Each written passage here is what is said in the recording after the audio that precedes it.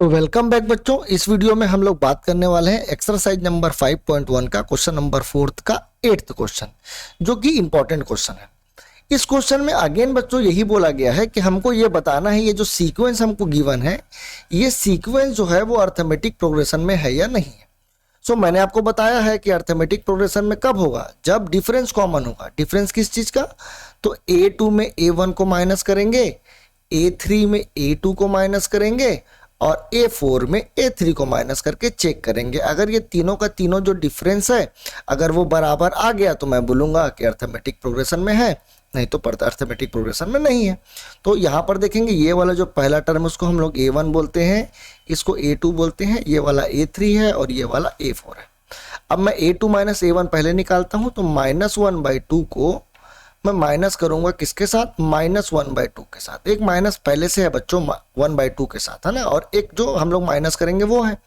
तो फाइनली ये हो जाएगा -1/2 और ये हो जाएगा माइनस माइनस प्लस 1/2। अभी देखो ये भी 1/2 है लेकिन ये प्लस में है, और ये भी 1/2 है लेकिन ये माइनस में है।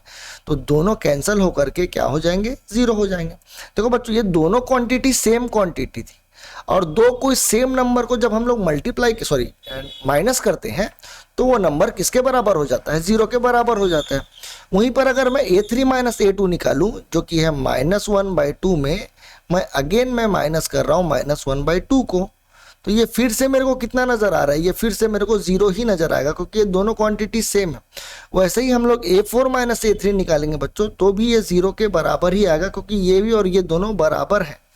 सो यहां पर देखो ये भी 0 के बराबर आया पहला डिफरेंस, ये भी 0 के बराबर आया, ये भी 0 के बराबर आया, यानी कि जो डिफरेंस है वो कॉमन आ रहा है। Here the difference is same, here the difference is same. अगर डिफरेंस सेम है बच्चों, so the given sequence form AP, जो गिवन सीक्वेंस है वो AP बना रहा है। अच्छा, एक और चीज मैं आपको इसमें बता दूं कि अगर आप लोग कोई बोलते 3 3 3 3 ऐसा कोई नंबर दिया है और बोलेगा ये AP में है या नहीं है, यानी कि ये सेम नंबर है। देखो यहाँ पर भी ये जो नंबर था सब सेम नंबर था, तो सेम नंबर को अगर हम लोग कंटिन्यू लिखेंगे तो जो सीक्वेंस तैयार हो रहा है बच्चों वो अर्थमेटिक प्रोग्रेशन में होता है। और जो उसका कॉमन डिफरेंस है, देखो ये जो डिफरेंस आ रहा है वो किसके बराबर दिख रहा है? 0 के बराबर है। सो कॉमन डिफरेंस जो है वो किसके बराबर दिखाई दे रहा है? 0 के बराबर दिखाई दे रहा है, जिसको हम लोग D से रिप्रेजेंट करते हैं। सो D किसके बराबर हो गया? यहाँ 0 के बराबर हो गया। अब हमको क्या निकालना था कि अगर अर्थमेटिक प्रोग्रेशन है तो हम लोग निकाल लेंगे इसका 5th टर्म, 6th टर्म और 7th टर्म। वो इसलिए क्योंकि क्वेश्चन में A4 तक तो दिया ही है, तो इसके बाद के 3 टर्म निकालने के लिए बोला है राइट 3 मोर टर्म। तो हम लोग A5 निकालेंगे, A6 निकालेंगे, A7। मैंने आपको बताया है कि A5 अगर निकालना है तो A5 से पहले कौन सा टर्म आएगा? A4। A4 में D को जोड़ दो तो आपको A5 निकल जाएगा। जैसे कि A6 निकालना है तो A6 में A5 में D को जोड़ देंगे, वैसे ही A7 में A6 में क्या जोड़ देंगे? D जोड़ देंगे, तो हम लोगों को A7 मिल जाएगा।